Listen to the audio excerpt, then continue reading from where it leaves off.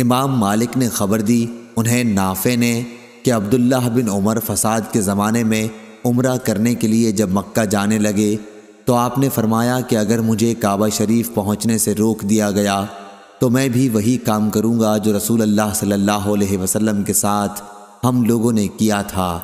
چنانچہ آپ نے بھی صرف عمرے کا احرام باندھا، کیونکہ رسول اللہ صلی اللہ علیہ وسلم نے بھی حدیبیہ کے سال صرف عمرے کا احرام باندھا تھا۔ صحیح بخاری حدیث نمبر 1806۔ جویریہ نے نافع سے بیان کیا، انہیں عبیداللہ بن عبداللہ اور سالم بن عبداللہ نے خبر دی کہ جن دنوں عبداللہ بن زبیر رضی اللہ عنہ پر حجاج کی لشکر کشی ہو رہی تھی تو عبداللہ بن عمر رضی اللہ عنہ سے لوگوں نے کہا، کیونکہ آپ مکہ جانا چاہتے تھے کہ اگر آپ اس سال حج نہ کریں تو کوئی نقصان نہیں، کیونکہ ڈر اس کا ہے کہ کہیں آپ کو بیت اللہ پہنچنے سے روک نہ دیا جائے۔ آپ بولے کہ ہم رسول اللہ صلی اللہ علیہ وسلم کے ساتھ گئے تھے اور کفار قریش ہمارے بیت اللہ تک پہنچنے میں حائل ہو گئے تھے۔ پھر نبی کریم صلی اللہ علیہ وسلم نے اپنی قربانی نحر کی اور سر مڈا لیا۔ عبداللہ نے کہا کہ میں تمہیں گواہ بناتا ہوں کہ میں نے بھی انشاءاللہ عمرہ اپنے اوپر واجب قرار دے لیا ہے، میں ضرور جاؤں گا، اور اگر مجھے بیت اللہ تک پہنچنے کا راستہ مل گیا تو طواف کروں گا، لیکن اگر مجھے روک دیا گیا تو میں بھی وہی کام کروں گا جو نبی کریم صلی اللہ علیہ وسلم نے کیا تھا۔ میں اس وقت بھی آپ کے ساتھ موجود تھا۔ چنانچہ آپ نے ذوالحلیفہ سے عمرے کا احرام باندھا، پھر تھوڑی دور چل کر فرمایا کہ حج اور عمرہ تو ایک ہی ہیں، اب میں بھی تمہیں گواہ بناتا ہوں کہ میں نے عمرے کے ساتھ حج بھی اپنے اوپر واجب قرار دے لیا ہے۔ آپ نے حج اور عمرہ دونوں سے ایک ساتھ فارغ ہو کر ہی 10ویں ذی الحج کو احرام کھولا اور قربانی کی۔ آپ فرماتے تھے کہ جب تک حاجی مکہ پہنچ کر ایک طواف زیارت نہ کر لے پورا احرام نہ کھولنا چاہیے۔ صحیح بخاری حدیث نمبر 1807۔ جویریہ نے بیان کیا، ان سے نافع نے کہ عبداللہ کے کسی بیٹے نے ان سے کہا تھا، کاش آپ اس سال رک جاتے تو اچھا ہوتا۔ اسی اوپر والے واقعے کی طرف اشارہ ہے۔ صحیح بخاری حدیث نمبر 1808۔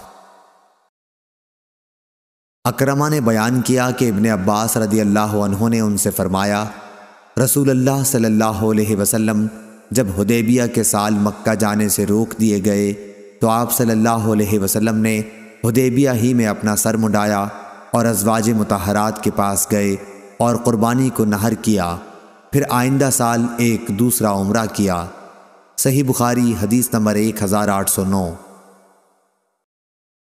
سالم نے خبر دی، کہا کہ ابن عمر رضی اللہ عنہ فرمایا کرتے تھے، کیا تمہارے لیے رسول اللہ صلی اللہ علیہ وسلم کی سنت کافی نہیں ہے کہ اگر کسی کو حج سے روک دیا جائے تو ہو سکے تو وہ بیت اللہ کا طواف کر لے اور صفا اور مروہ کی سعی، پھر وہ ہر چیز سے حلال ہو جائے جہاں تک کہ وہ دوسرے سال حج کر لے، پھر قربانی کرے، اگر قربانی نہ ملے تو روزہ رکھے۔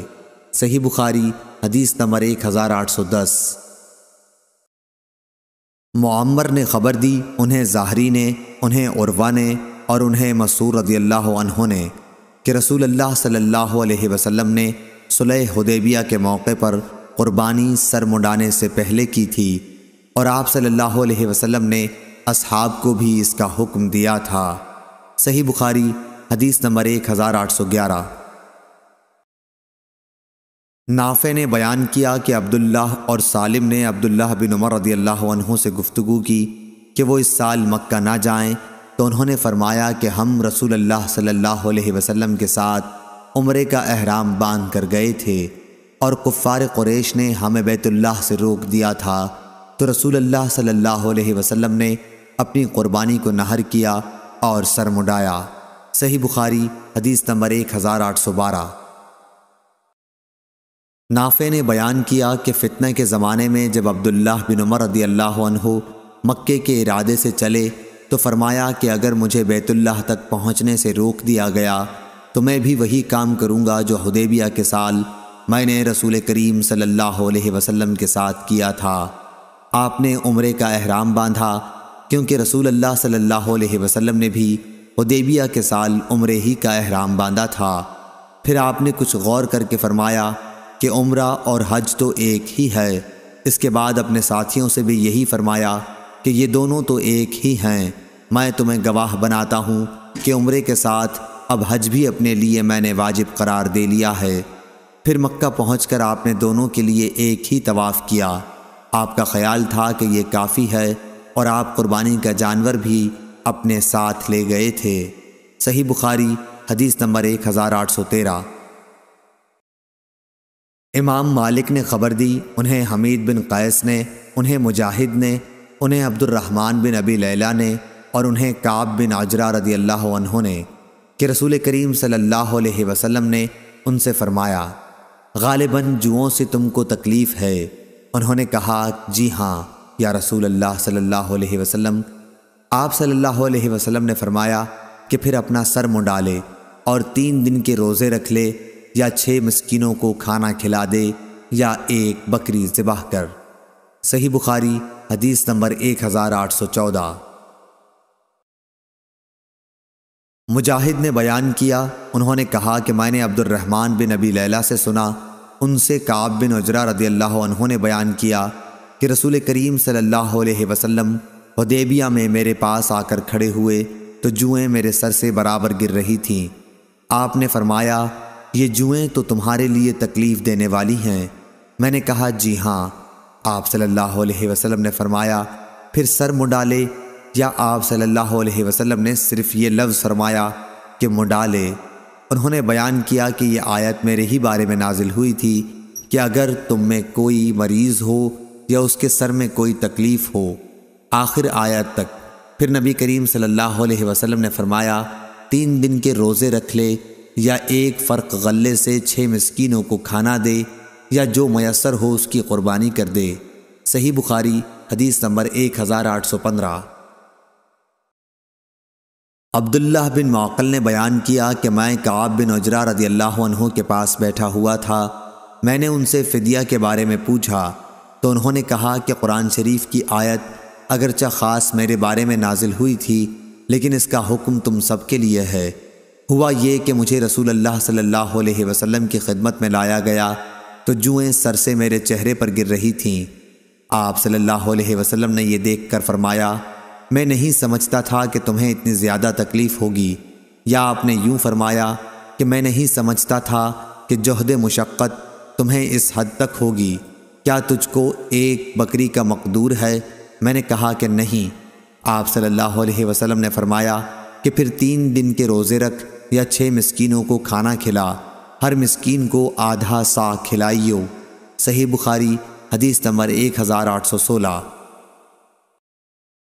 مجاہد نے بیان کیا کہ مجھ سے عبد الرحمن بن ابی لیلہ نے بیان کیا اور ان سے کعب بن عجرہ رضی اللہ عنہ نے کہ رسول اللہ صلی اللہ علیہ وسلم نے انہیں دیکھا تو جوئیں ان کے چہرے پر گر رہی تھیں۔ آپ صلی اللہ علیہ وسلم نے پوچھا، کیا ان جوؤں سے تمہیں تکلیف ہے؟ انہوں نے کہا کہ جی ہاں۔ آپ صلی اللہ علیہ وسلم نے انہیں حکم دیا کہ اپنا سر منڈالیں۔